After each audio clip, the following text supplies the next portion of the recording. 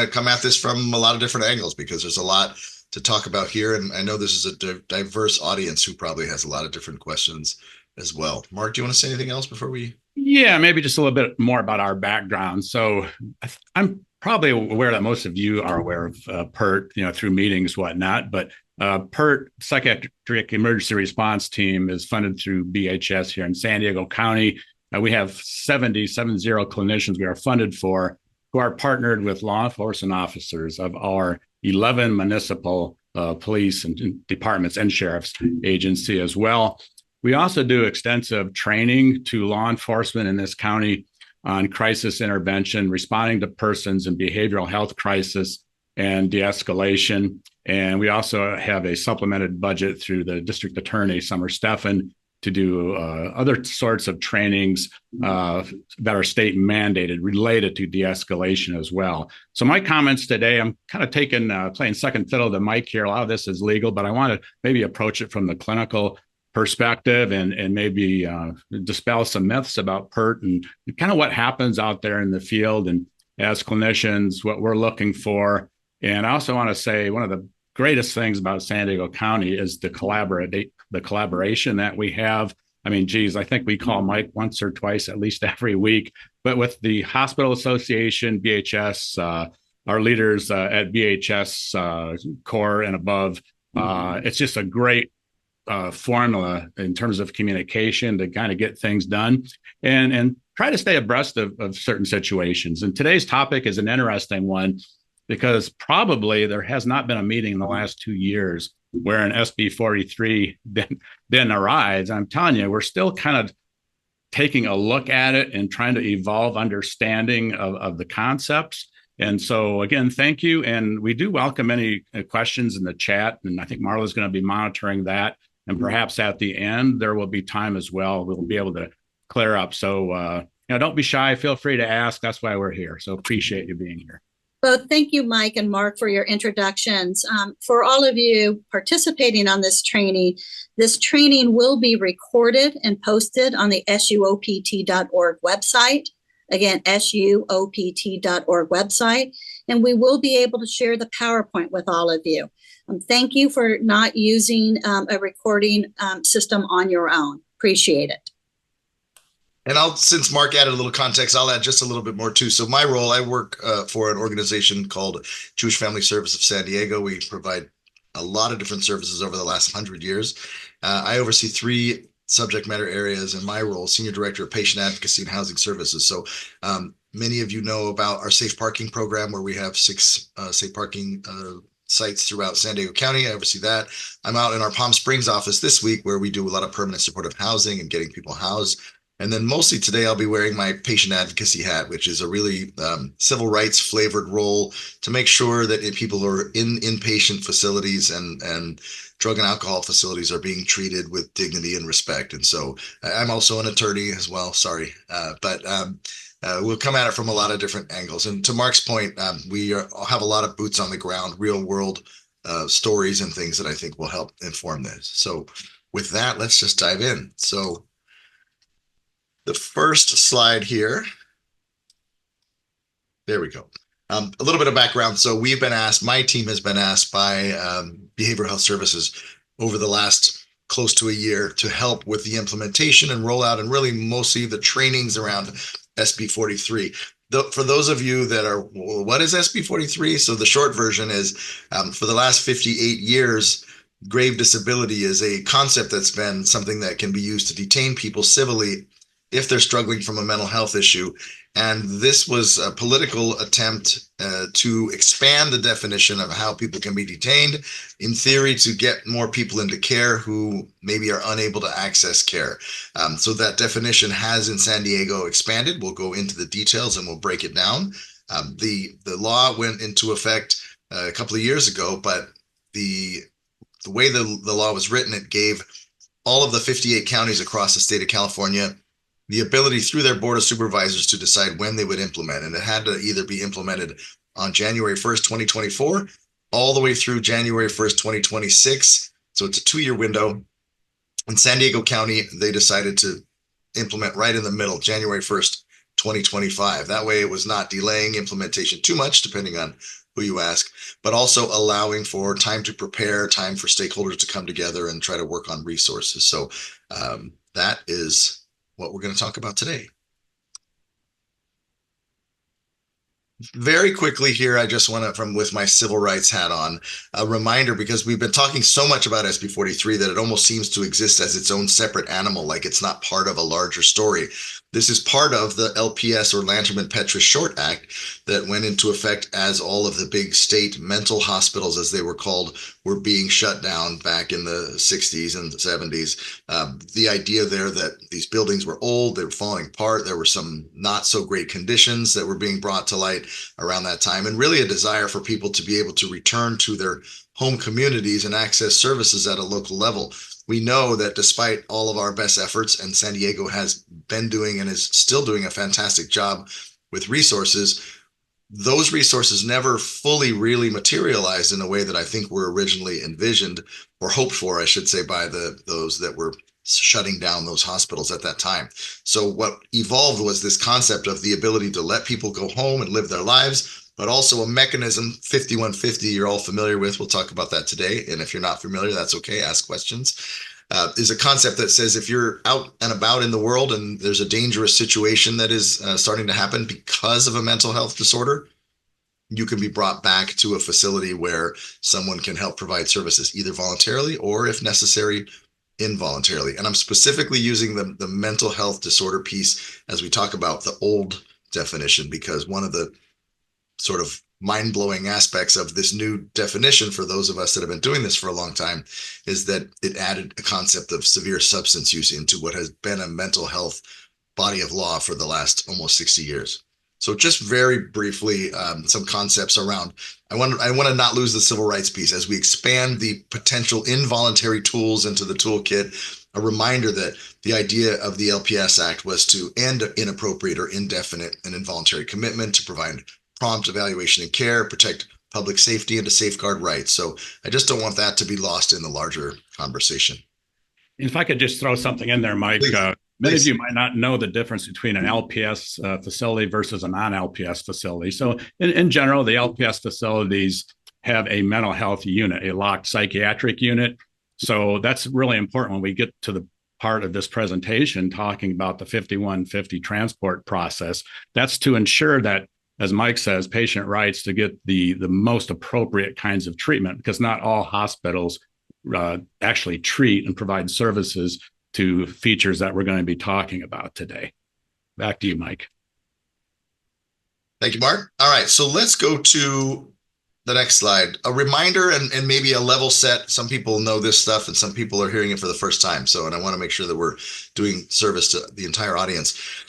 There has historically been, since the late 60s, and again, there was a civil rights movement happening. Hopefully you all know that, in the 1960s. And this was how civil rights ended up getting applied to the mental health space. The idea being that people have the right to be different and do whatever it is they want to do out in the world. But only when danger kicks in do we as a society need to decide how we're going to intervene. And so the three different criteria that have essentially been the same for all these 60 years are danger to self, danger to others, and grave disability. And I want to take just a moment here to dispel some of the urban legend that has crept in over the many years. Danger to self does not have any legal definition, and danger to others does not have any legal definition. It's whatever the individual who has the capability to initiate a 5150 believes it to be, up to a probable cause threshold. So a quick law school class on burdens of proof. I'm sure if you're aware, you've watched a lot of legal TV shows, but if you can see my screen, I'll do a quick burden of proof class. So we've got 0% evidence here and then 100% evidence at the top. Various aspects of the law will prescribe how much evidence is needed to do a certain thing. So we've got a reasonable suspicion way here at the bottom, probable cause, which is where we're going to be spending most of our time today, clear and convincing evidence, preponderance of the evidence, clear and convincing evidence, and beyond a reasonable doubt. So keep in mind that when we're talking about 5150, it's a very low threshold. And I think that was intentional, knowing that when there's crisis and emergency, people need to be able to move quickly to decide whether to detain someone. And then we might not talk too much about it today, but if you have questions later, we can get into it. There's a lot of safeguards and due process things that will kick in. So I think the trade-off is that low initial burden, so you can detain someone fairly easily, but a lot of due process kicks in on the back end.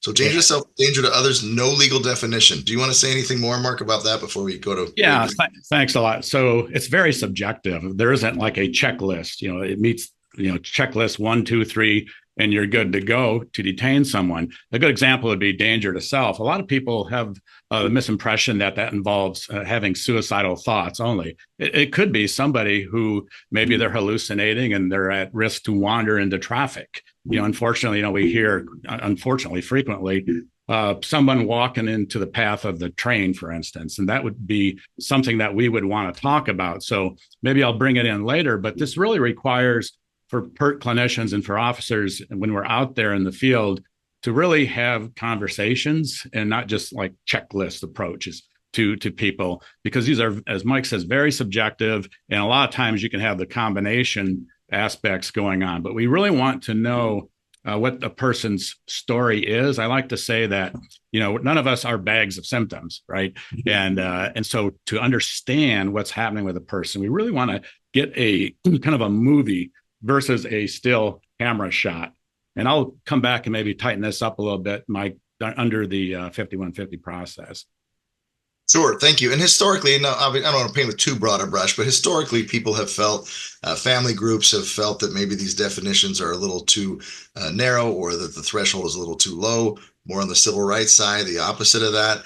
These are really a function, as Mark says, of the subjective individual who is the first responder or the individual initiating the detention. But it's also a function of resources. I think in any given community, the robustness or diversity of those resources really allow this to have life breathed into it. And to the extent that resources are at issue, you may have a legal technical tool to do a certain thing, but if there are not enough places or the proper places for individuals to go to, then that becomes part of the reality of the way these things play out. So something to keep in mind when we feel like maybe these thresholds are too high, too low, too narrow, too broad, etc.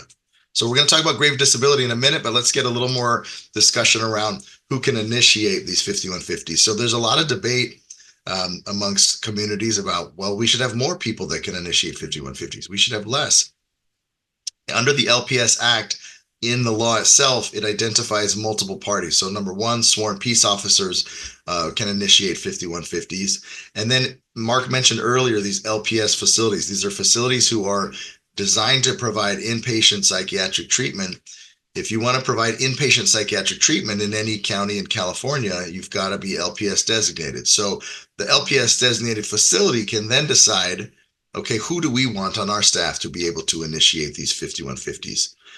Designated members of a mobile crisis team, that's also in the law. And so individuals, and that I'm sure Mark's got something to say about that, because Mark is probably one of the most famous, Mark's team is probably one of the most famous mobile crisis teams there is. And then lastly, persons designated by the county. So if this is an important piece of information, that there's this discretion really at the local level for the county to decide who it wants to initiate 5150 in that community. A lot of times these things have to go up through the state and those sorts of bureaucratic processes. With the LPS Act, who gets designated as an LPS facility and who can initiate 5150 is largely a function of what that community thinks is appropriate.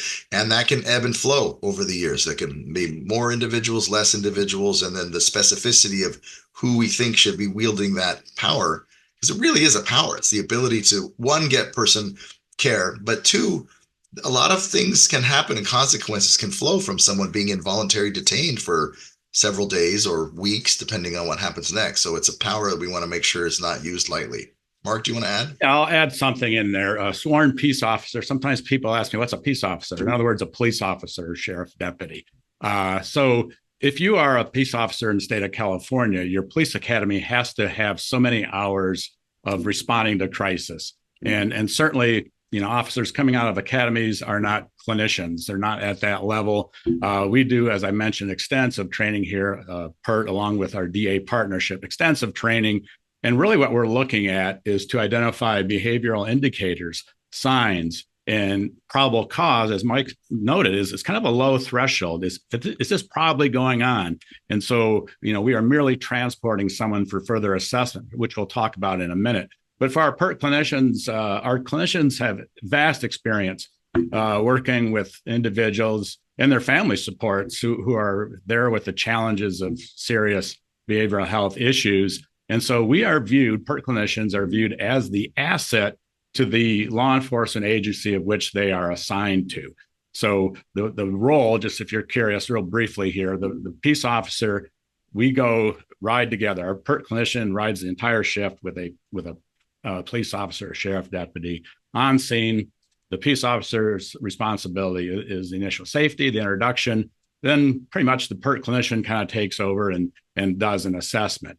So when we get into the 5150 process, I'll go, maybe Mike will remind me to talk about why is it that law enforcement is involved in these cases anyway?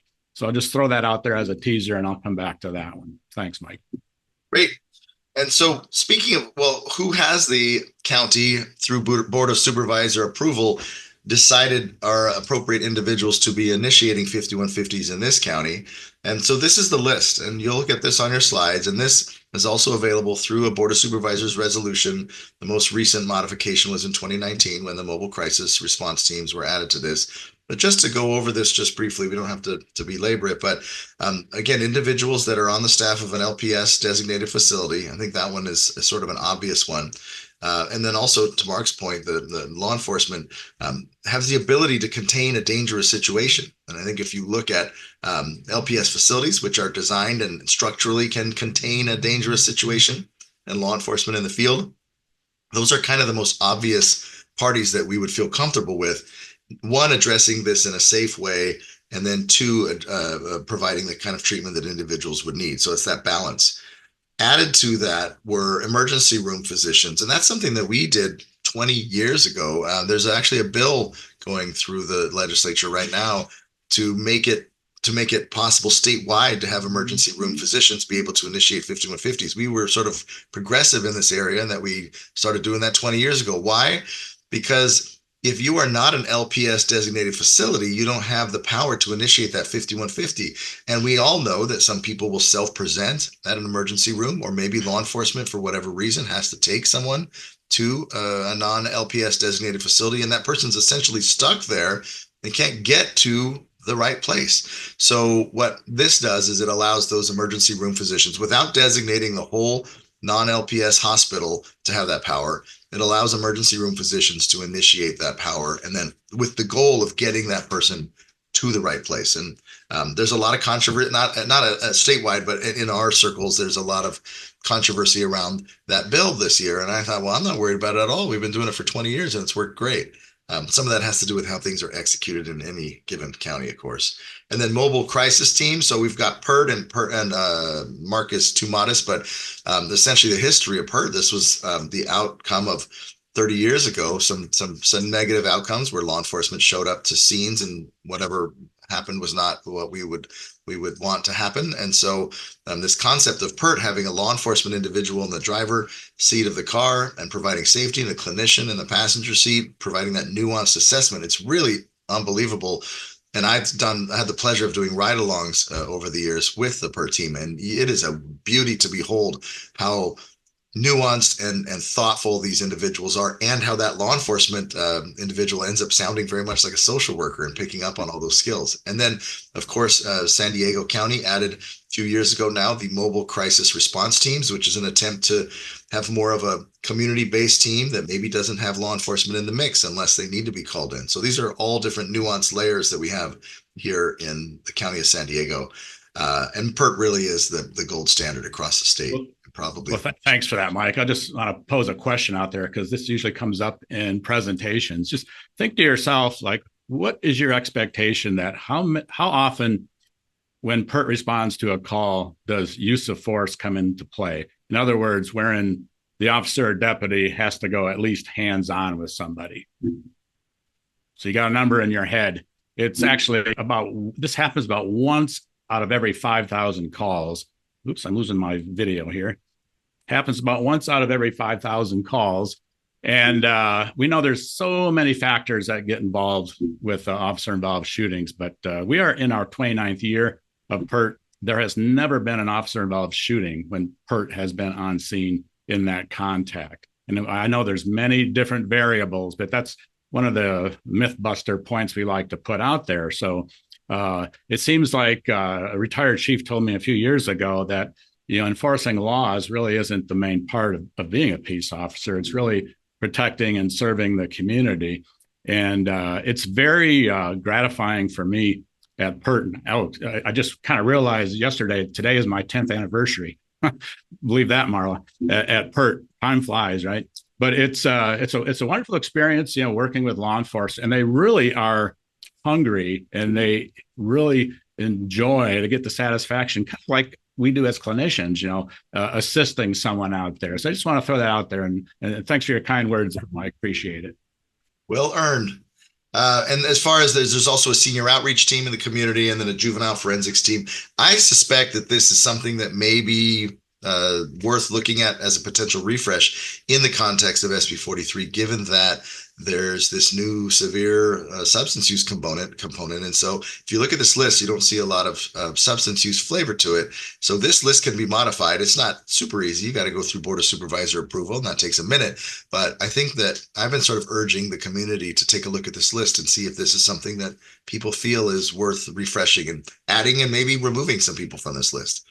Prior to 2004, when this list was really changed, just about every outpatient doctor and their brother had the ability to initiate 5150 using these little laminated cards, and it just got too broad, and training was not really happening. And so this was an attempt to have a narrow focus, but to be able to control how people get trained. By the way, I should note that my office, our team, has been tasked going forward with the training of who can be designated to initiate 5150. So if you're part of that community and you've gone through the process through the county's behavioral health services, that will now be done through us. So I'll put my contact information in the chat, and we can talk about that if that applies to you. Mark, this is you.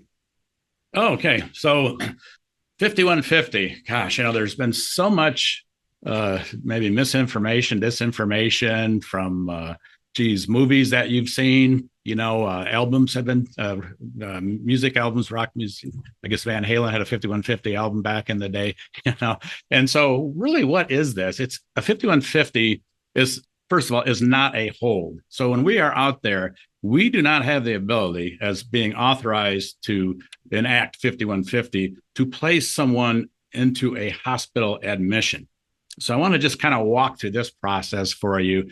So you can see that we've underlined kind of an important phrase there: to detain and transport. It is not an arrest. When a person meets that probable cause standard, as a danger to self, to others, or gravely disabled, related to a mental health condition, to an LPS facility for an evaluation if treatment is necessary. And one of the interesting side notes here, a little extra fluff maybe, that developmental disabilities and neurological conditions do not apply to 5150. So persons on the autism spectrum, for instance, or someone with dementia do not apply to 5150. But of course, we have contingencies to get those folks assistance as well. 5150-05 is very important. And I would imagine much of the folks here who are watching this would fit under this. So a credible third-party information. If you are familiar with this brilliant stuff, the case approach, chronological assessment of suicide experience by Dr. Chris Shea. So Dr. Shea talks about three validity indicators. You have what a person tells you, what they state, what their behavior is, which might be different. For instance, no, I don't drink alcohol. I don't do PCP anymore either. And yet, we go to the call, and what do we see, on the table, right? And then the other validity indicator is hidden intent. So think about it. Why is it that people aren't totally open and transparent with you as clinicians or in various roles that you have?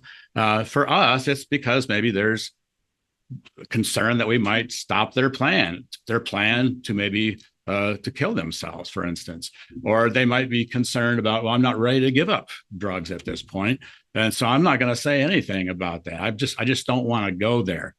So again, it's very important for us to try to engage in conversations. I like to say, let's say if an officer responds because PERT is tied up on another call, that officer has to engage in a dialogue, a conversation.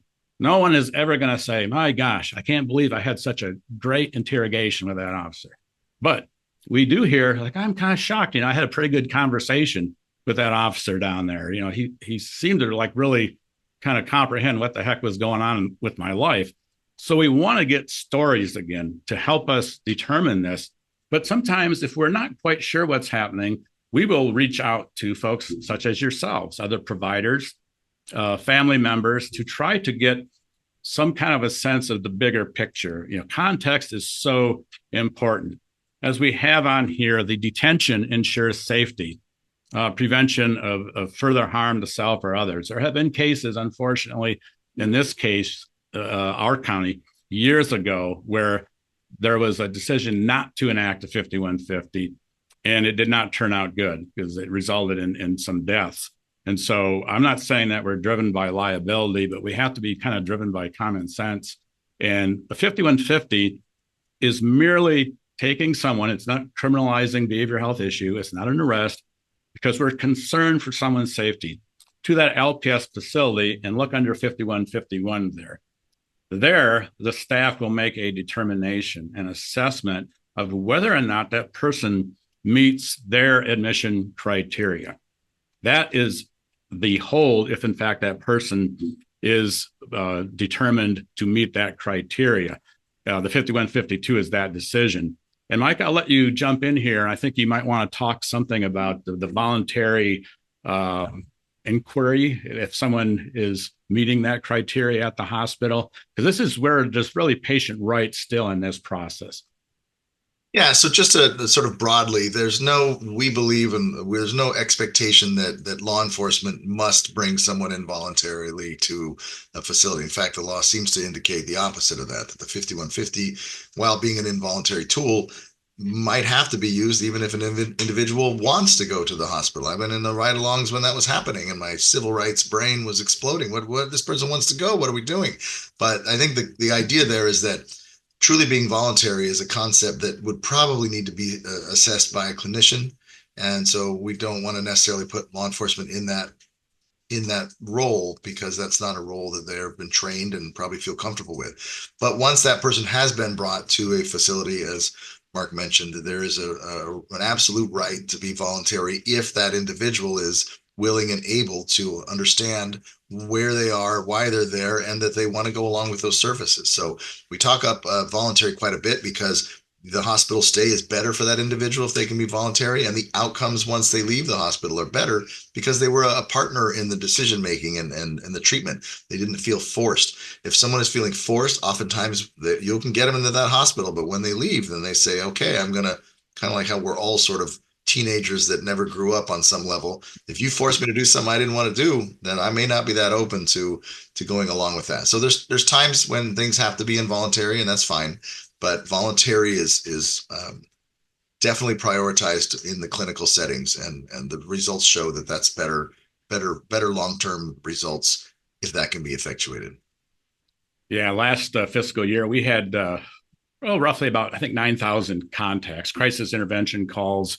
We had maybe another 8,000, but we were unable to locate the person. Maybe they were a person living in one of the canyons in Balboa Park, for instance, that somebody reported on, or simply they just refused to answer the door. So, contrary to myth, we don't barge in, in those situations. But the issue there is when we are able to talk to somebody and we get a sense of what's happening, probably about roughly half the time, does someone meet 5150 criteria. Now, that doesn't mean that the other half, it was something PERT should not have been involved with. There's just many, many factors that happen. It's not like some say magic that happens out in the field, but it's a clinical, there's a safe presence of being able to talk to someone and provide referrals. So everybody gets referrals, and PERT also has NAMI peer specialists that follow up with the referrals to ensure connectivity to hospitalizations. But it's not like every time we go out there and that person meets criteria. Trust me, we're trying to find reasons not to take someone in as well. But we realize that this is just out of concern and compassion, actually, to take someone for a further evaluation. Because you can imagine it's kind of difficult to be able to have a seemingly an appropriate full assessment on a street corner downtown San Diego or in the riverbed. It's just a very tough clinical situation. So if we can get enough to meet that low threshold, the probable cause, then we've done our due diligence by taking that person in for a further evaluation. And so a point of some contention or controversy, as Mark alluded to, is, well, where are these individuals going to be taken? Because the law states that when detained pursuant to 5150, they should be taken to a designated facility. And that has historically, up until now, been defined as a psychiatric facility or a general acute hospital, preferably one that has the capacity to treat these situations. And then also crisis stabilization units, which are, if you're not familiar with crisis stabilization, it's an alternative to an emergency room that really has a specific focus on mental health issues, assessment and treatment, with the goal of getting that person to be stabilized and then discharged back into their community, rather than getting stuck in an emergency room, which really is not an ideal place for someone in a psychiatric crisis. So historically, those have been the only places where people can go. So when we're thinking about adding in severe substance use and potentially, just from a capacity perspective, expanding the definition of grave disability, well, where's everybody going to go? And so a bill was passed, signed into law late last year, called SB 1238, which expands greatly the definition of what types of facilities can be LPS designated facilities. And it covers things like chemical dependency recovery hospitals and other things. One of the conversations has been, to the extent that we need an equivalence for severe substance use that we have for mental health, do we have these locked ASAM level 3.7 and 4.0 substance use treatment facilities? And the answer really is no, we don't, or at least not at this time. And maybe that's not the goal, to say let's have the locked highest level of care. But I think we're at a time now during implementation, in the County of San Diego, BHS has been working very robustly to form new relationships and work with existing partners to further develop additional pathways. But to the extent that we really want to commit to this new concept of adding severe substance use into the definition, we're going to want to make sure that we have pathways and places where those individuals can go. SB 1238 has a lot of moving pieces in it. It also allows facilities to be designated for maybe just a 5150, or maybe the next hold that comes after that, a 14-day, which doesn't really make any sense to me.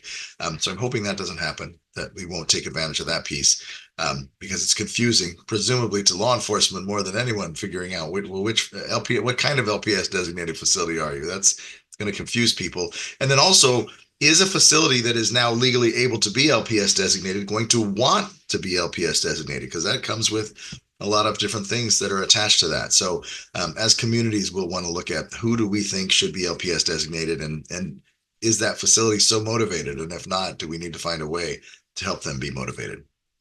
Mark, do you want to add anything on that? Yeah, and that decision about destination is a huge one. First of all, we want continuity of care, but if the person for some reason is used to going to, say, Mercy Hospital outpatient, but they're up in Oceanside, it might be too difficult to tie up the unit up there in Oceanside to get down to Mercy. But we will do that whenever possible, because the advantages of continuity of care, I mean, I could go on endlessly about that.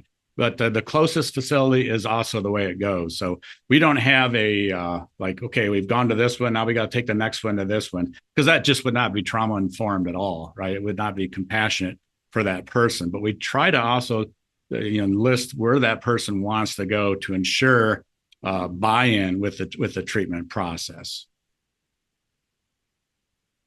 Okay, this one's you, Mark. Okay, procedures.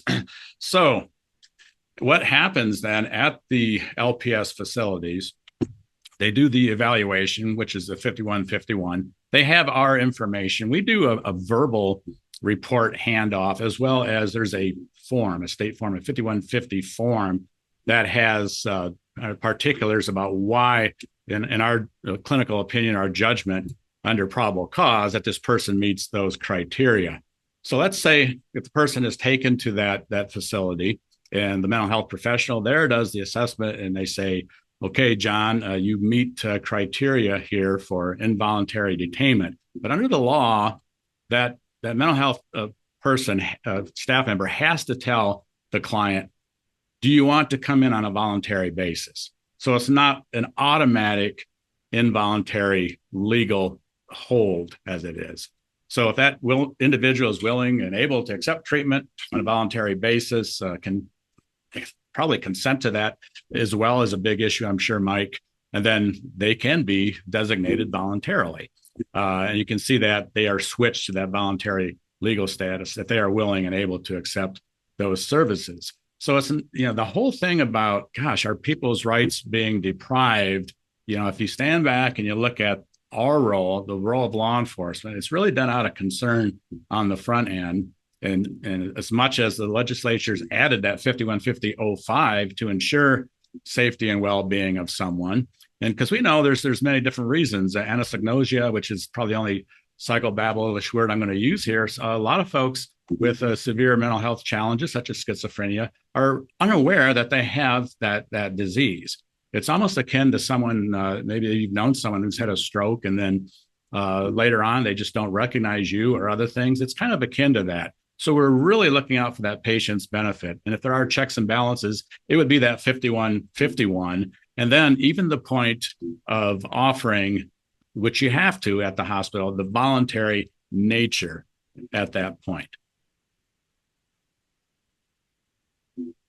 Okay, so this is a slide that really sort of looked at capacity concerns. We, over the last year and going into the first day of this calendar year, there's been a lot of angst and wonder about, is this going to be a tidal wave of new individuals that are coming into already heavily impacted emergency rooms and psychiatric beds, or will this be no change at all? And I don't have any specific data points for you right now, and Mark may or may not want to share theirs. But what we've seen so far is there's definitely an increase in the individuals that are being detained pursuant to the new aspects of grave disability. But this does not seem to be at this point a huge number of individuals. I don't know, Mark, if you want to add a little. Yeah, just in general, I did a little data dive here this morning on last fiscal year, and we keep track of diagnostic impressions. Okay, we don't put a diagnosis into the mental health record, now known as Smart Care. But what I found is about 1%, just 1% of folks that we encounter, we can find substance use disorder stuff only. And I'm unable to glean from that how many actually ended up 5150. However, since January 1st of this year, as Mike said, this county went ahead with SB 43. In January, we had 3 cases that were co-occurring. And we'll get into this in a little bit, but co-occurring means they had a severe mental health condition along with a severe substance use disorder condition that actually met criteria for SB 43. However, you need to stand back because had this been December, those people would have met 5150 criteria under danger to self. So you can hear the subjectivity kind of rolling out of me with this. But we also did have a case in January of medical safety that Mike will get into. We had 0 cases in February. Yesterday, we had 1 seemingly straight severe substance use disorder case. And I haven't had a chance to look up in the record to see actually where that person ended up destination-wise. But we've heard this from other providers around the county. I talked to, actually last year, 2 counties, San Luis Obispo and San Francisco, rolled out SB 43. I talked with some people high up in the police department in San Francisco, and they said that it really had not made a difference in terms of the substance use stuff. I mean, they're aware of those conditions. And when we get into the criteria later, I'll say more about this. But I think, I try not to be negative about stuff. I think in a way it's kind of helpful because it reminds folks like us and officers to incorporate that additional information. And it still bears out statewide to see how emergency departments and hospital facilities in general can handle the substance use cases. But, we're not trying to avoid taking people, but we want to be reasonable, lawful, and compassionate. That's the number one thing. And so it really hasn't played out what we initially had heard or the rumblings. But I said at the start of this presentation, we're still kind of looking at the criteria, because I think, Mike, you'll attest to this. A lot of the legislation is kind of written in a kind of a vague kind of way to see how it kind of plays out there. And, San Diego County and many other counties are still kind of playing this out at this time. Yeah, the numbers are not showing a tidal wave, which is, I imagine, a good thing. But it'll still take some time to figure out as resources are being brought online, as there's pressures from various sectors saying, why aren't there more people that this applies to? It's too many, it's too few. And so I would imagine that we shouldn't look too closely at the numbers just yet for sort of long-term projections. So this is still being developed at this time. So let's get in. We've been into the definition. We've been talking about this new definition. The audience is probably thinking, well, what is it? I don't even know. Tell us what it is. So let's look for just a moment at the existing, or I should say the old definition. This was the definition of grave disability for over 50 years. And the concept is that, well, I'll just read it. It's a condition in which a person, as a result of a mental health disorder, is unable to provide for his or her basic personal needs, food, clothing, and shelter. So when we talked about danger to self and danger to others, those are clearly about danger. This one is more of a self-neglect concept, one that is driven by, presumably, the nexus of the mental health condition. So there needs to be some sort of mental health disorder, but that alone is not enough. That needs to lead to something that we're concerned about as a society, and that is, as defined here, that someone is not providing for their food or their clothing or their shelter, or a combination of those things. You'll notice the word danger is not mentioned anywhere in this definition. This there was a case called Doe v. Gallino in 1979 that really sort of spoke to, what does this mean, grave disability, and how dangerous does this have to be? And the court found in that case that for any civil detention, there should be an element of danger, and that danger is what allows us to remove temporarily or infringe upon the rights of that individual. So even though the word danger is not mentioned in the definition of grave disability, someone should not be utilizing food or clothing or shelter or a combination thereof due to a mental health disorder at a point where that person is either in danger or that physical harm is likely on the way. So that danger component, the law is not meant to say, hey, Mike, you seem like you're having a bad day, we're going to detain you and take you to a hospital. It's like, Mike, we think things have gotten pretty bad here, and they're bad enough now that we're going to get involved. So nexus is the mental health disorder and the elements that follow that have to be connected: food, clothing, and shelter. Let's look at the new definition, because it's quite a broader definition. So you'll see that we've bolded and italicized the new language. The old definition still remains. The one I just went over is still there. The new definition adds in, and some of these are terms of art which have definitions on the next couple slides, so we'll get into them, but it adds severe substance use disorder into, again, what has been a purely mental health act for the last 50 plus years. And it allows for the nexus to now be a mental health disorder, a severe substance use disorder alone, or a combination of those two. And as Mark mentioned earlier, a lot of clinicians, I'm not a clinician, have pretty much expected that there's a lot of times that severe substance use and mental health combination that is occurring, and not so frequently the severe standalone severe substance use. And that's sort of what the numbers are sort of showing us so far. And then added to food and clothing and shelter are two new definitions: someone's ability to provide for their own personal safety and availing themselves of necessary medical care. So the next few slides are going to break down those definitions, but I want to give Mark a chance to weigh in if there's anything. I think I'll wait to the next slide or two. Okay. All right. So what is severe substance use? What is personal safety? What is necessary medical care? In a way, it's a gift that this new law comes with definitions, because a lot of LPS doesn't have definitions. Sometimes definitions, though, are not helpful because they can be confusing, or they can limit or constrain what we want to do. So keeping in mind that the definitions are what they are, and they're left to us to interpret. So severe substance use disorder, they basically punt to whatever the latest definition is in the latest DSM. So the Diagnostics and Statistical Manual of Mental Disorders has been around for many years. So whatever their definition is, and that way it would change as the DSM changes.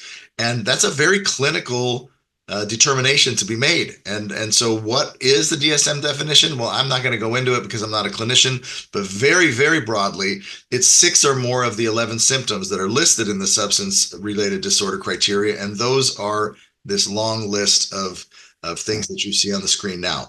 Now you can imagine law enforcement looking at this saying, what is happening? So with that, I will punt over back to you, Mark. Oh, thanks, Mike. I mentioned earlier the case approach, and what a person tells you, what they state is one thing, their behavior might be something else, might support that, might be contrary, and then the hidden intent. And I'm not going to read all these, obviously, but if you look down the list and just think about it, and so for our officers here, our clinicians, to take a look and try to put these into objective behavioral conditions to maybe advocate for this possibility, maybe under probable cause.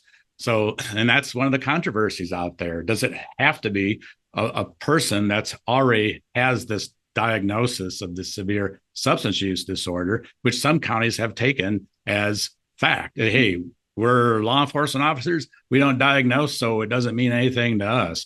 Our PERT clinicians, we have the ability to, maybe have a better impression, but it's kind of difficult how this works. And the outcomes are huge. And I was just thinking the other day, flashing back to a long, long time ago when I was in Michigan, and I was a coordinator of a program. It was a new program in the state that was addressing DUI offenders, driving under the influence. And they had a whole nice system put out there by the state. They had like a checklist and an interview. And we had the ability to mandate inpatient treatment for persons based on an interview.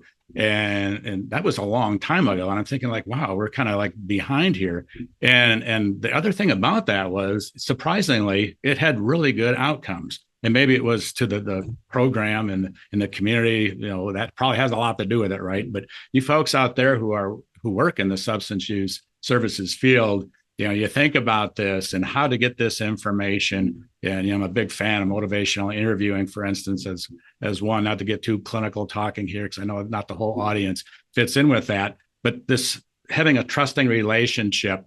And for me, one of the biggest ones when I've had clients is this thing about, even when it causes problems in relationships, about halfway down. So if someone's complaining about it, to try to engage someone in a conversation about that. And that might be an easy in. And, like someone says, well, my spouse is upset because, I drank, 5 nights, so, he or she is so mean, and a reframe might be, wow, it sounds like they really care about you.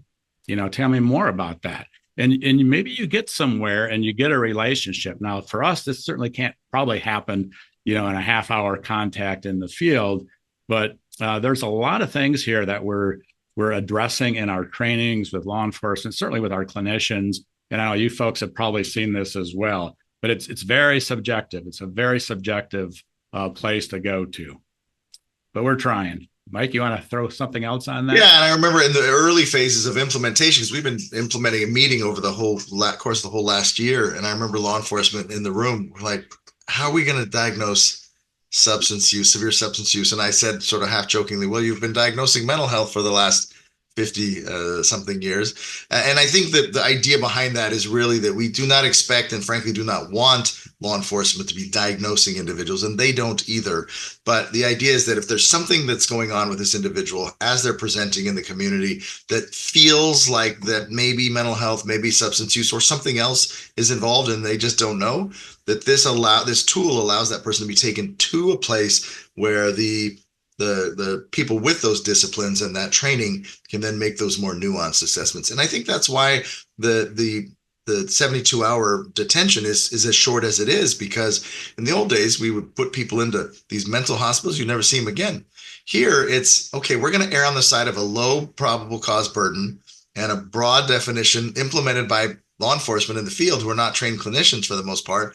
And then we're going to take them to a place that can make that assessment, but we're only going to allow that window of 72 hours. Now, if things continue to be problematic, those can be expanded into other holds. But I think that's the trade-off is law enforcement's not sure, get them to the place where someone can make that definition, but don't take too long to figure it out.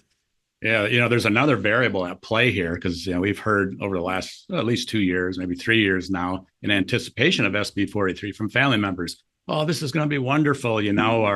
Our adult child or Uncle Albert or whomever is finally going to get services, and yet at the same time, I've been hearing from clients in the system and like peer kinds of folks that are advocating for services out there for clients saying, hey, there's a lot of people very concerned and afraid about SB 43 because what happens if I go to a treatment program and say, hey, I think I have a severe substance use disorder? Am I then going to be detained against my will? So there needs to be a lot of this. These are just things we're kind of learning as we go along. But, there's kind of two sides of the coin with this, that it's a very delicate balance out there that we're still trying to work this through. So that's the definition of severe substance use. Let's now look at personal safety. So personal safety, this makes my civil rights heart cringe a little because it's so broad. But personal safety means the ability of one to survive safely in the community without involuntary detention or treatment.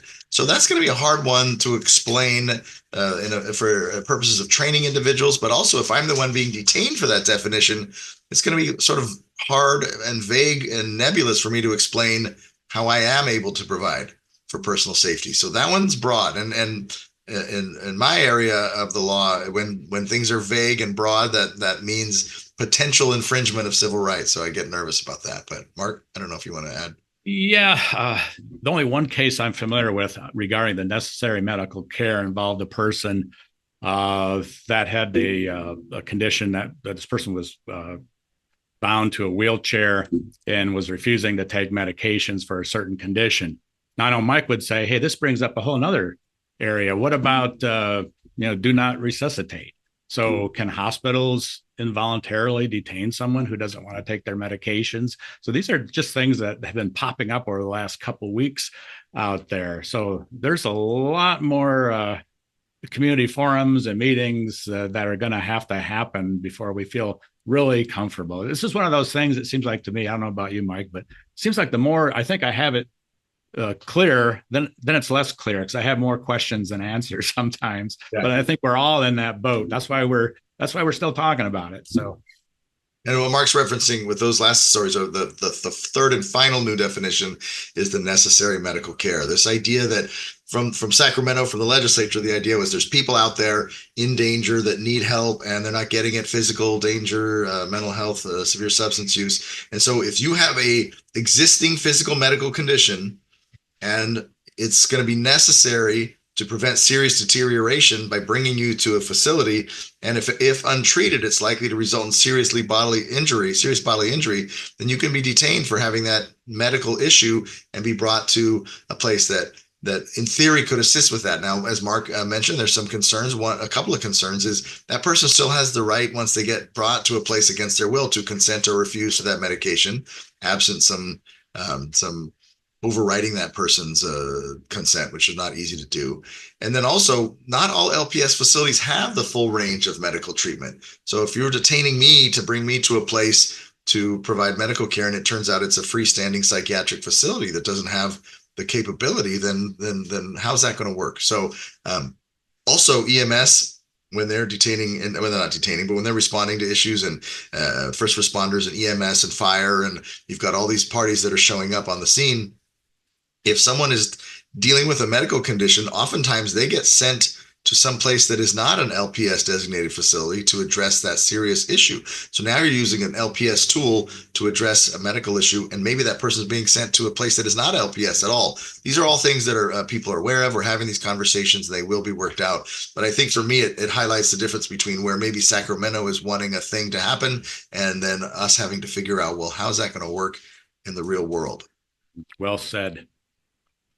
So I already mentioned the probable cause burden. So just a reminder that this is a very low burden to initiate 5150. And there's multiple safeguards, and my team actually does due process hearings where if the individual is detained on the next detention, which is a 14-day hold, they have an automatic right to be heard. My team shows up and the individual talks about why they do or do not want to stay in the facility. So there's a lot of due process. And if you're interested in any of those things, that's a whole other conversation that we can have at any time, but it's a little more than we probably have time for today. Just a reminder that a lot of people don't know, a lot of clinicians don't know that there are weapons prohibitions that kick in when individuals are placed on LPS detentions. And it's a fairly convoluted area, but a member of my team put this all together on a nice one-sheeter. So I'll put that in the chat and you can review that. But just an awareness that, and you may feel differently about that, and that's fine. Oh my gosh, they better be on a weapons prohibition. Or wait a second, these very low burdens, and we're erring on the side of detaining people in the name of safety, but also people's rights can be taken away. And whether you're a hunter or a fisherman or your career is in law enforcement, border patrol, military, these can have long-term implications. So I'll put a one-sheeter in the chat that you can look at that talks about what kinds of weapon prohibitions. And the reason we're putting that here is that the presumption is to the extent that more individuals are detained pursuant to SB 43, then these rights would be affected in a larger way than they are now. Mark, I don't know did you want to say anything about nothing else to that? Thank you. And a reminder that we've been mostly talking about 5150 here, but here on the screen, you'll see, and maybe you know, maybe you don't, I've got a whole handout that I'll put in the chat on the various holds that can be implemented. 72 hours, 5150 or a 72-hour hold is the smallest one, but the next one is 14 days and the next one is 30, and there's another one that's 30. And if this happens to somebody multiple times, they can be placed on an LPS conservatorship. The temporary conservatorships for about 30 days, but can then be extended to a year and then renewed year after year after year if the conditions are still applying. So in Sacramento, these were really described as conservatorship laws. The goal to broaden the definition of grave disability to put more people on conservatorship. So even though we've been talking a lot about 5150 today, it's important to know that everywhere that grave disability is mentioned throughout these different various detentions, it now has the new definition. Mark, did you want to add? Well, just briefly, the weapons prohibition. So if a person is taken in, is detained for danger to self or danger to others, and they are placed on a hold at that facility, the weapons prohibition does kick in for the initial 5 years. And so for, again, the difference, gravely disabled, that person has to be extended for the 14 days for that to kick in. And other things if you're familiar with the concept of TerraSoft, or someone who's telling the therapist they want to do harm to someone. So there's a TerraSoft-like component where that individual would be placed on a 5-year weapons ban. I'll put that in the chat when I get a moment. And that way you can really dive down into that if that's something that you're interested in. This one's a little tricky to explain, and every time I start to try, I wish I wouldn't have, but just in the nature of being thorough, there's a different definition for a gravely disabled minor. The idea being that a minor would not be expected to provide for their own food, clothing, and shelter. They just need to utilize it if it's being provided to them. So this definition on the screen for a gravely disabled minor has been the same for many years, and awkwardly, it does not change with the new definition of grave disability under SB 43. So what that means is it still has the flavor of the old mental health only nexus. In fact, if you look at the definition, it actually pushes away from things like alcoholism and drug abuse and developmental disabilities and things like that. So what that means is that the definition for the first 72 hours of a minor remains the old definition, and then any subsequent detention that minor might be placed on suddenly would have the new definition. I don't think this is going to be a big deal in the real world, but just if you're going to the LPS trivia night tonight, you will be the one that has the very obscure answer that there's a different definition for minors that does not change under SB 43, at least not yet. And then just some other brief slides, and then we can get into a discussion and questions. So these are just the less sexy parts of the SB 43 change, but I want to make sure that they don't get lost. There's a tool called 1799.111 Health and Safety Code. It allows non-LPS facilities to detain someone under 5150 like criteria for up to 24 hours while they try to transfer that person to an LPS facility. This is largely unnecessary now in San Diego County because of the fact, as I mentioned earlier, that emergency room physicians are empowered in the non-LPS facilities to initiate a 5150. So they really don't need this anymore. But to the extent that it is used, the Scripps system uses this in a very specific way. It's important to note that the definition of grave disability changes for this tool as well. There's also a new hearsay exception. So those of you that may or may not be involved in this piece, as I mentioned, there's a lot of due process. And when people are being detained, they will have hearings in the hospital. And that's where my team gets involved. But they also can request to have hearings downtown, a writ of habeas corpus hearing. And then I mentioned that under the conservatorship piece, people can be placed on conservatorship. Well, a doctor typically has to go downtown to the court to testify as to why that conservatorship should be initiated or reappointed at the end of the 1-year term. This new hearsay exception would allow someone other than the doctor to go downtown and present. Why is that important? Well, with all of the impacted services, sometimes a doctor's got to go sit around all day in a courtroom downtown to do this testifying and can't see their patients and can't do their rounds and can't make sure that others are getting care. So this is a new hearsay carve out that would allow someone other than the doctor under certain conditions to go downtown to the courthouse and present. And then this is mostly semantics, but not just semantics. When someone's being placed on conservatorship, there was already language that says all lesser restrictive options should be considered first. In other words, LPS conservatorship is sort of the highest level of involuntary care in our system. So let's not go there unless we've tried everything else. This new change under SB 43 specifically calls out what's called Laura's Law or assisted outpatient treatment, and also the CARE Act. Those of you that we could do a whole presentation on Laura's Law and the CARE Act, but the short version is Laura's Law allows a kind of like 5150 process, but for individuals who are receiving or in need of outpatient level of care, not the inpatient level. They're not quite at the 5150 level, but if maybe we can get some services to those individuals and get them to engage, then maybe they won't get there. CARE Act is specifically designed to help individuals with schizophrenia and other psychotic disorders. And there's a court process, but the way it's been implemented in San Diego is really to try to get that person engaged and not go the involuntary route unless that is absolutely necessary. There's not a lot of teeth, which makes the involuntary route problematic. So it's not just a determination of how we want to implement it. If there's not teeth, then it's hard to implement that involuntary piece. So those things must be considered before the individuals can be placed on LPS conservatorship. That's a change under SB 43. Yeah, I'll just interject. With PERT, we are trying to be conscious about the advantages of AOT as well as care court. So we do make those referrals and assist where we can. And I think too, the whole concept here is, I think it's important, and I've had many people smarter than me talk to me about this, that it's important not to focus on any one level of care. A lot of times there's this default of, we don't have enough inpatient psychiatric beds, we need more beds. And that's not necessarily the right way to look at it. If there's other tiered levels, especially where people can have services and needs addressed at a lower level early on, then maybe they don't ever need to get to that point. So on the front end and the back end of inpatient level of care, if someone can get care earlier or when they step down, have some care waiting for them, a diverse nature of care, different, readily accessible, financially accessible.